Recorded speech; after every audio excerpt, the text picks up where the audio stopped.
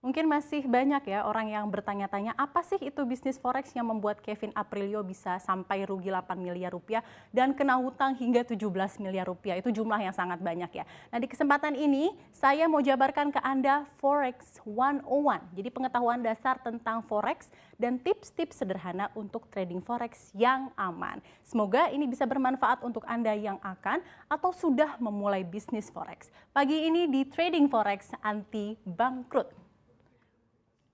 Jadi forex sendiri merupakan singkatan ya dari foreign exchange atau valuta asing. Nah, sederhananya bisnis forex ini merupakan transaksi jual beli mata uang asing. Dan forex ini adalah merupakan pasar finansial terbesar di dunia. Dalam laporan 3 tahunan Bank for National Settlement, bahkan ya transaksi forex itu mencapai 5,1 triliun dolar per hari, sekitar 72.000 triliun rupiah per hari di tahun 2016. Dan sebagai perbandingan saja, volume transaksi di New York Stock Exchange, bursa saham terbesar di dunia, hanya sebesar 22,4 miliar dolar per hari, sekitar 317 triliun rupiah per hari. Jadi lihat sendiri perbandingannya sangat besar. Kenapa sih volume transaksi forex bisa sebesar itu?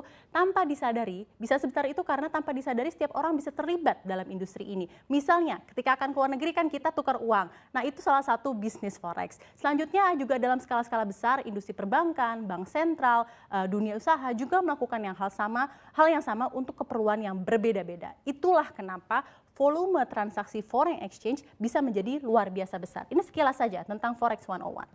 Lalu saya juga akan jelaskan kepada Anda bahwa di bisnis forex ini banyak sekali pemangku kepentingan dan banyak sekali pihak yang terlibat. Ini saya jabarkan saja ya beberapa pihak dalam bisnis forex sebagai pengantar mengenai Forex 101 saya. Jadi pemangku kepentingan dalam bisnis ini ada pedagang berjangka, pialang atau broker berjangka, wakil pialang berjangka, lalu ada juga bank umum, jaminan, nasabah, dan semuanya dalam bisnis forex ini diawasi oleh BAPEPTI atau Badan Pengawas Perdagangan Berjangka komoditi. Nah, kesemuanya ini memiliki perannya ya dalam masing-masing dalam bisnis forex. Dan dalam bisnis forex ini juga ada regulasinya. Regulasinya semuanya diatur dalam Undang-Undang Republik Indonesia Nomor 10 Tahun 2011 tentang perdagangan berjangka komoditi. Lalu berikutnya, kalau misalnya Anda tertarik untuk trading forex, bagaimana sih caranya? Nah, ini adalah alur sederhananya saja ya untuk bisa bisnis trading forex. Untuk menjadi nasabah terlebih dahulu, pertama banget Anda harus mendaftarkan diri Anda di perusahaan pialang berjangka melalui wakil pialang berjangka. Ada sekitar 61 perusahaan pialang resmi yang terdaftar ya di BAPEPTI. Nah, nasabah lalu bisa lanjut mendepositkan sejumlah dana sebagai modal awal untuk disepakati bersama ke rekening perusahaan. Nah, dana tersebut kemudian akan disimpan di bank umum yang sudah ditunjuk oleh BAPEPTI. Jadi biasanya banknya dana tersebut disimpan di rekening terpisah atau namanya segregated account. Nah, di mana hanya bisa digunakan untuk keperluan transaksi nasabah. Sehingga keamanan dana yang disimpan bisa terjamin. Ada sekitar 8 bank umum yang biasanya ditunjuk oleh BAPEPTI, diantaranya BCA, BNI, Bank Mandiri, dan lain-lainnya. Nah, setelah sudah dapat segregated account, apalagi nih tahap berikutnya? Selanjutnya adalah nasabah bisa mendepositkan dana dan bisa langsung melakukan transaksi trading forex online yang bisa langsung dilakukan. Itu kurang lebih tentang alurnya ya jika tertarik untuk trading forex. Nah, caranya bagaimana sih selanjutnya?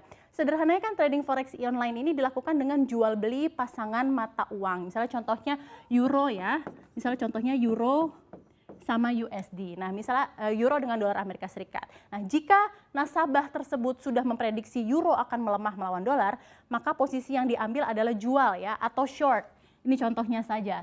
Sebaliknya jika memprediksi euro akan menguat melawan dolar, maka posisi yang diambil adalah beli atau long. Jadi keuntungan atau kerugian bisa didapat dari selisih harga saat mengambil posisi dengan harga saat menutup posisi. Contohnya untung misalnya adalah ketika mengambil posisi jual atau short euro dan dolar di level 1,1350 dan menutupnya di level 1 dolar itu sama dengan 1,1320. Hasilnya ada selisih sebesar US dollar 0,0030 atau dalam dunia trading forex disebutnya, ini pasti sudah awam ya yang sudah sering bisnis forex, disebut 30 pip. Nah, jika bertransaksi dengan satu lot, nilai 1 pip pasangan euro USD sebesar 10 dolar Amerika sehingga total cuan yang dihasilkan bisa mencapai 300 dolar Amerika. Ini aja 320 dolar Amerika aja sudah dirupiahkan bisa lebih dari 4 juta. Ini contoh pertama, kalau untung, kalau misalnya rugi misalnya ketika mengambil misalnya posisi jual atau short euro USD di level US dollar 1,1350 tapi euro malah menguat dan menutup di level US dollar 1,1370 atau ada selisih minus 20 pip misalnya ya. Dan transaksi satu lot pada posisi seperti ini akan menghasilkan kerugian 200 dolar atau hampir 3 juta rupiah. Ini terlihat kecil sih sebenarnya jika dibandingkan dengan kerugian dan utang yang tadi melilit Kevin Aprilio ya. Tetapi jangan salah, dalam trading forex angka itu bisa dicapai hanya dalam hitungan detik, menit atau detik. Belum lagi jika transaksinya lebih dari satu lot ya, misalnya 10 lot, maka angka tersebut 3 juta tersebut bisa dikalikan 10 dan kerugiannya bisa menjadi 30 juta dalam hitungan menit saja. Atau bisa saja bahkan meraih keuntungan bisa dalam 30 juta rupiah dalam hitungan menit. Oleh karena itu, trading forex memang dikategorikan karena pergerakannya sangat cepat, dikategorikan investasi yang high risk dan high return. Jadi siapa yang berani untuk trading forex? Selanjutnya, ini adalah tips-tips ya, ada tips-tips sederhana agar kita dapat trading forex dengan aman. Pertama banget nih adalah pelajari trading forex lewat akun demo. Karena bisnis trading forex harus dilakukan dengan menjadi nasabah pialang atau broker berjangka. Nah biasanya setiap broker itu menyediakan akun demo agar calon nasabah bisa mempelajari terlebih dahulu bagaimana cara trading forex.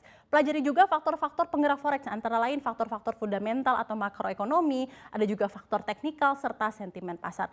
Pelajari dan pahami faktor tersebut sebelum mulai trading forex. Itu yang pertama. Yang kedua adalah ini sangat penting juga, pilih broker yang tepat dan terpercaya. Ini sangat krusial karena yang paling penting adalah pilih broker yang terdaftar di Badan Pengawasan Perdagangan Berjangka Komoditi atau BAPEPTI. Di mana broker-broker di bawah BAPEPTI ini semuanya sudah resmi dan teregulasi, terikat oleh undang-undang yang mengatur, yaitu Undang-Undang Republik Indonesia Nomor 10 Tahun 2019 tentang perdagangan berjangka komoditi, sehingga nasabah bisa terhindar dari potensi penipuan. Yang ketiga apa? Yang ketiga, siapkan modal yang sesuai. Ini penting banget ya, yang sesuai. Jadi pahami juga untuk pemilihan siapkan modal yang sesuai. Karena kita tidak mau seluruh persiapan ini bisa saja hilang dalam waktu menit atau detik saja. Kita tahu sendiri bahwa itu adalah resiko-resiko dalam perdagangan forex. Selanjutnya adalah cut loss.